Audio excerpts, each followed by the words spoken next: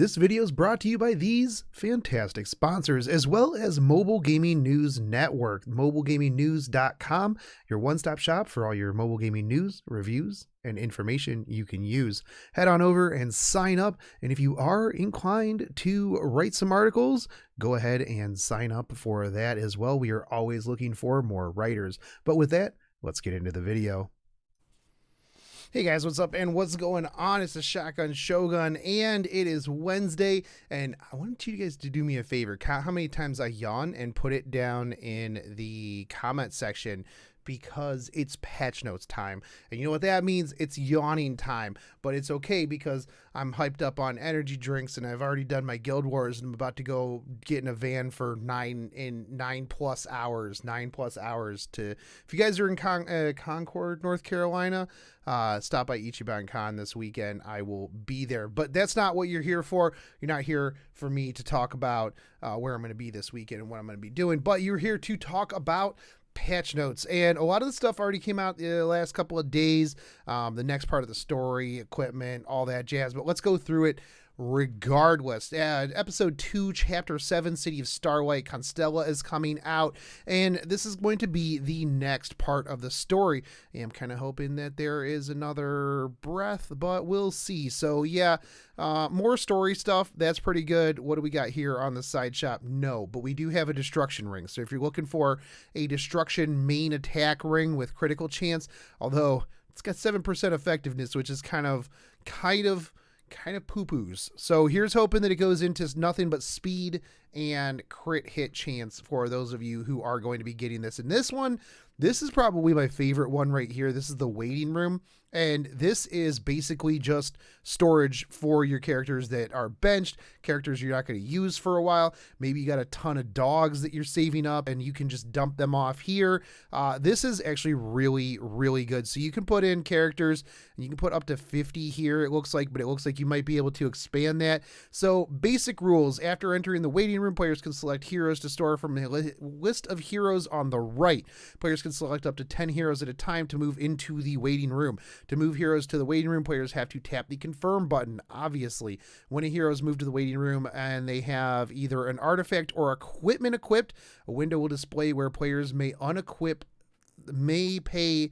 pay the unequipped fee so the heroes can be placed into the waiting room. Okay, so you can't put gear or artifacts in there. They got to be naked.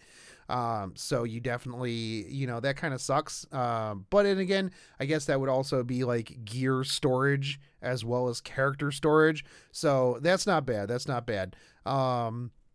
The following heroes cannot be placed in the waiting room: heroes in storage, ingredient type heroes. Okay, F me, because I thought you could put dogs in there. That sucks. Locked heroes, heroes in a team formation, and heroes on a mission. So you can't put dogs in there unless you're using 4-star, 3-star heroes as 5-star dogs, which I mean I do sometimes.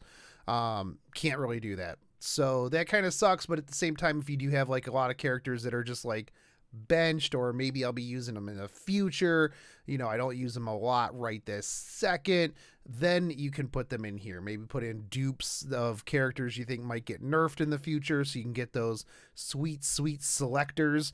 But players can call up heroes that are stored in the waiting room by selecting them from the list on the left and tapping confirm. All right, up to 10 heroes can be selected at a time. Select the hero that you wish to call up and tap confirm. Tapping the reset button will deselect them. Okay, so you can expand up to 150. You can put 150 characters in here, and that's pretty solid. So, although it does cost 50 sky stones for just +5, that's pretty oofs right there. So what is that? Another 5,000 XP, or 150, 5,000 sky stones to max that out. But really, I don't know who has 150 characters that they're just trying to slap into storage, but I'll probably buy it anyways and then put a bunch of fodder characters in there just to keep them out of my inventory. But what's up next? The new exclusive equipment, and this is Sigrid, Shadow Rose, and Ak, and Acades. So let's see what's up first. Okay, so we kind of figured in Discord we were talking probably going to be effectiveness, because if they would have put speed on her equipment, Shadow Rose would have seen a much bigger playback into the game. Unfortunately, it is effectiveness, which I mean, I guess isn't bad because you do need effectiveness on her, but Spear of Darkness dispels one more buff when using Spear of Darkness. I kind of thought it would be all buffs instead of just one more. So, yeah, it is what it is. Goddess of Ruin, increased combat readiness of the caster by an additional 25%. And yeah, Goddess of Ruin 2, increased combat readiness effect of Goddess of Ruin by 5% each. I don't know. I like the 25% on her, so it like cycles her back around a little bit quicker, but I think overall, a little disappointed in some of these. The Dispel is pretty okay. The Goddess of Ruin, both of them increase Goddess of Ruin effects of Goddess of Ruin by 5% each. So 5% for the push forward, 5% for the push back. So, I mean, it's not bad. I think that the second one's probably going to be the one that if I were going to get it, it would be the one I would get just so that it cycles her faster. But overall, a little bit disappointed in these. The last one's not bad. It gives you an overall 10% increase if it works the way I think it does. But yeah, Cigarettes increases attack. That's really good, mostly because of, you know, the bleeds and stuff like that. Sever, increase the damage dealt by Sever by 20%. Sever number 2, increase the chance of inflicting bleed when using Sever by 20%. And then Smash, changes the conditions necessary to activate Sever when using Smash from 50% remaining health to 75% remaining health. Now that one's pretty good. I actually really like that one. Yeah, no, this is definitely the buff that she needs. If you get that 14% attack, that's really nice. The inflicting bleeds one is pretty good, but I think that the Smash going from 50% health to 75% health is huge and will help increase her DPS, her overall DPS by quite a bit. She is really good in Wyvern as well as a couple of other fights in the game. I really would like to see them bring bleed back more into like the mainstream. I would like to see bleed stuff going on. Acades, now this is going to increase her health by 7 to 14%, and Magic Design, increase the chance to decrease attack when using Magic Design by 25%. Meh. Rapid Cure, increase the amount recovered by Rapid Cure. That's nice. And Curing Prayer, increase effect resistance of the caster for 2 turns when using Curing Prayer. Now, it would be nice if that was more of like a everybody gets effect resist. Overall, not bad. I think that the second one's probably going to be your more important one. Increasing your effect resist isn't too bad. It helps like to keep from getting her locked down. The decreased attack, most people don't really rely on that too much. If you're going to bring decreased attack, you're going to have that on other people. So I think the winner out of all of these is probably Sigrid. Definitely got some nice ones there. Rapid Cure and Curing Prayer are both pretty okay here. I don't really run Acades too much, but you know, maybe for those who do, this would be a nice little buff. Maybe it might bring her a little bit more into the mainstream, but I doubt it.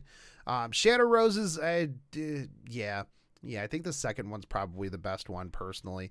But Charles is coming back. So right after Olencia, people get Charles, what they wanted her to be. So this is going to be really good. I guarantee that this banner is going to be bringing quite a bit of money, and we'll probably see a limited banner right after this, honestly, because this is going to take a lot of your money, and then they're going to go, oh, by the way, limited banner, or oh, collab banner. Have fun with that because, yeah, reasons. So definitely probably going to pick up, I mean, for those of you who are looking for Charles, definitely get in on this because he needs to correct some postures. I know that Paychex is already foaming at the mouth for this one. We are going to get the next part of the eulogy for a saint side story. Same thing as always. You got your ID tags. We're going to have episode selected feature added. Wait, what is this? Adventure UI improvements. Okay, quest navigation feature improvements. Episode select feature added. Unrecorded God Killer. Oh, okay. I see what they're saying. Okay, so you can just literally pick where you want. Unlock condition. Will now be able to go to any episode and chapter, including unrecorded history. After adventuring mode, you can play select episode. Oh, cool. So we don't have to actually like just dig through and look where we're going. Okay, cool. Interface to sell equipment directly from battle result screen. This is really good. This is really good. So you don't have to like literally sit there and go, oh my God. All right, cool. So you can just go through and sell directly from there. That's awesome. If a non-sellable item is selected, the current sales session will be canceled and players will need to select the equipment to be sold again. Okay, fantastic. A function will be added so that players can sell and lock functions immediately after receiving new equipment in addition to the pop-up menu for the equipment. Okay, cool deal. Other fixes: Christmas theme background and background would no longer appear. Sad time. Skin shop, we're getting the Aether skin for those of you who didn't get it. So this is nice. They'll put in skins that were available previously, or if you can get it in game and then it's gone, you can at least buy it after the fact. An issue where Alencia's Noble Blood activated Trample after using Eradicate in certain situations, even if it was not her turn, will be fixed. RIP.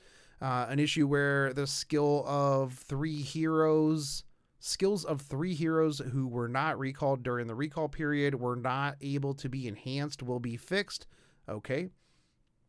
Nickname change ticket. An issue occurred where some players were able to change their nickname to one that was already in use. This issue has been corrected. Heirs who change their name to one that was already taken will be given a random nickname. Oof, oof, oof. Additional nickname change tickets will be provided to players who were given random nicknames. Okay. All heirs who have duplicate or inappropriate nicknames in the game will get changed. Oof. All right. So anyways, World Arena issue where result page displayed twice. Issue where soul burn effects were not displayed when using certain heroes.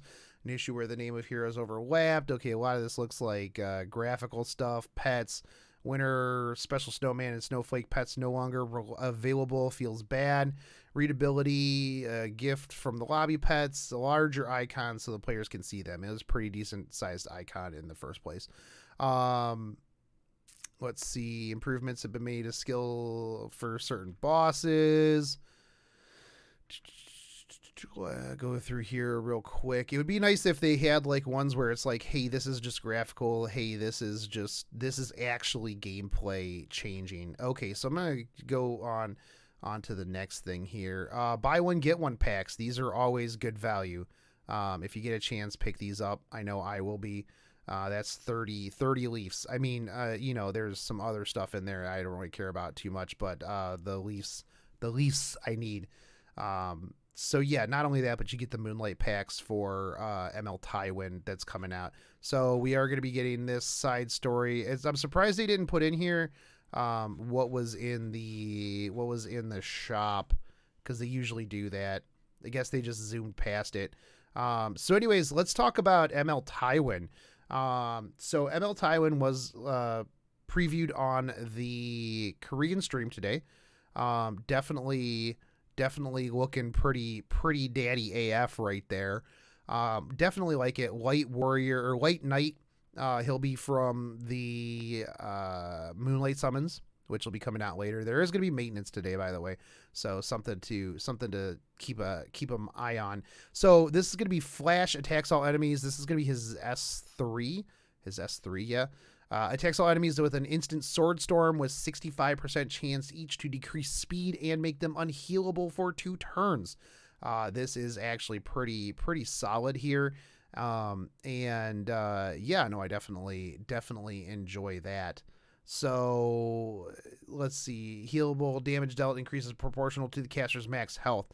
So that is pretty good. You can get 75, 80%. You can get it to 80%. And it's on a 4-turn cooldown.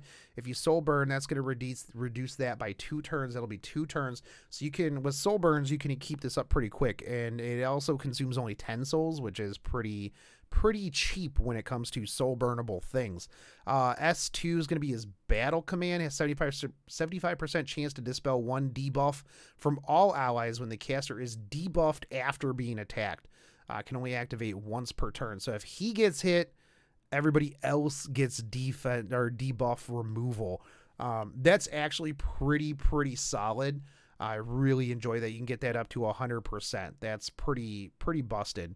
Icy Sword Storm, and if you put a timeless anchor or a crimson seed on him, that'll remove his debuff and everybody else's debuff basically. So other than that, you could put him in with like, you know, somebody who's going to remove his debuff. So this is going to make I wonder if it triggers before or after Basar.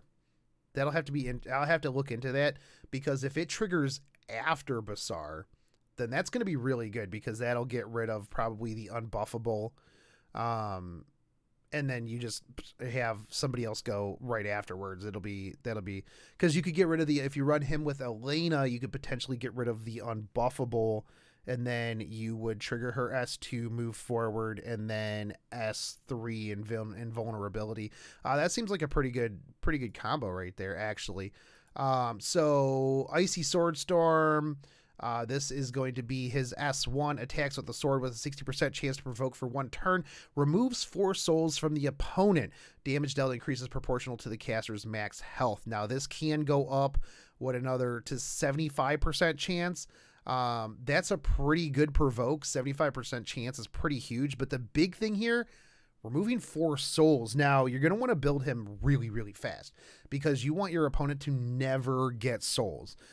This way, like, let's say you run him with, like, let's say an Assassin Sid. So you start out, boom, no tags, doesn't matter. This guy is going to really, really reduce the effectiveness of gathering up souls, things like that. I'm definitely really, really interested in how this goes. This guy is going to be pretty cool. I'm actually really excited for this dude. I'm probably going to pull, we'll see. I can get it. We'll have to see how the hotel internet is, but I'll probably pull for him as soon as he comes out. Maybe tomorrow, we'll see, because like I said, I'll be at that anime convention, but I'll try to pull him and we'll see how that goes. But anyways, guys, I do have to get out of here. So hopefully you guys are hyped about all this stuff. BOGO packs, next part of the side story. It looks like we're going to get a Molagora out of this as well. So definitely cool. Make sure that you guys are ready for that. You guys are ready for the maintenance. So there definitely will be maintenance. Doubt it's going to be too long, but expect probably some data mines tonight, because any maintenance where it goes down and comes back up, we're probably going to get some sort of cool data mines. So we might see what some of the new characters are. But anyways, guys, I'll catch you later. Take it easy, homies. Peace.